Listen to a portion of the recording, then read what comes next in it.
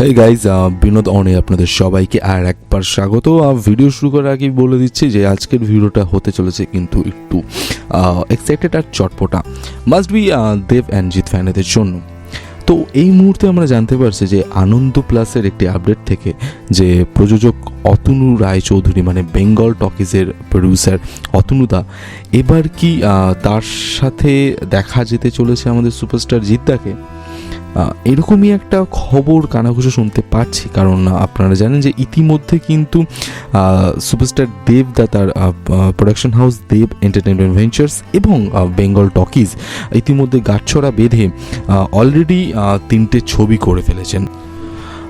এবং তার মধ্যে অভিজিৎ রায়, যিনি টনিক করেছেন, প্রজাপতি করেছেন এবং প্রধান করেছেন লাস্ট ইয়ার। তো অভিজিৎ রায়ের সাথে দেব, জিৎ এবং মিঠুনদা একটা সাকসেসফুল কম্বো বলা যেতে পারে, সেটা কামব্যাক করছে। তো এক্সাইটমেন্ট কিন্তু তুঙ্গে, সেটা কিন্তু বলাই যায়। তো এবার এবং প্রধান তো কিন্তু এখানে অভিজিৎ রায় যিনি আছেন তিনি প্রধান, টনিক এবং সাজবাতির ডিরেক্টর। তো এবার তার সাথে দেখা যেতে চলেছে জিৎদাকে। তো এটাই হচ্ছে মেন খবর যেটা কানাঘুষো শোনা যাচ্ছে। কিন্তু এই ছবিতেও আবার একদিক কথা বলা হয়েছিল মিঠুন চক্রবর্তীর সাথে, যদিও বা তিনি এখন তার শাস্ত্রী ছবির শুটিংয়ের জন্য কলকাতায় রয়েছেন। 20 তারিখ থেকে হয়তো তার আবার শাস্ত্রী ছবির শুটিং শুরু হবে এবং তারপরেই হয়তো ফাইনাল কথাবার্তা বলবেন অতনু রায়চৌধুরী মিঠুন চক্রবর্তীর সাথে।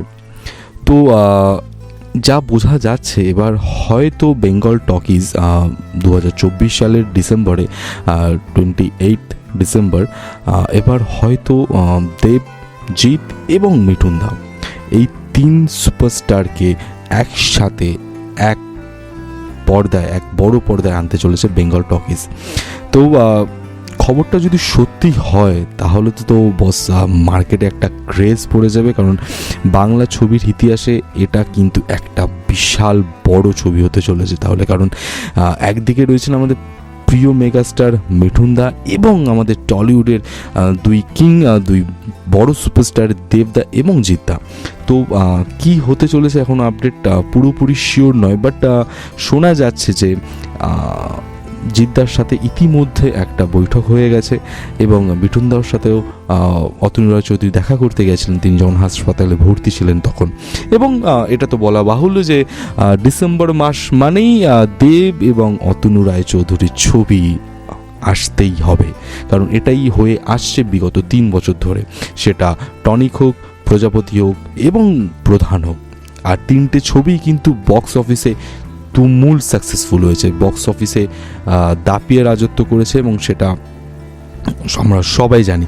তো এবার দেখার বিষয় হলো এটাই যে তাহলে কি সত্যি হতে চলেছে অতনু রায়চৌধুরীর বেঙ্গল টকিজের কাজ করতে চলেছেন জিৎদা এবং মিঠুন চক্রবর্তী। যদিও বা মিঠুন চক্রবর্তী ইতিমধ্যে প্রজাপতিতে কাজ করে নিয়েছেন, তাহলে এর মধ্যে এবার যোগ দিতে চলেছেন জিৎদা। তো আপনাদের কি মতামত অবশ্যই আমাদের সেটা কমেন্ট বক্সে জানান এবং আপনারা কতটা এক্সাইটেড হবেন বা খুশি হবেন যদি এই খবরটা সত্যি হয়।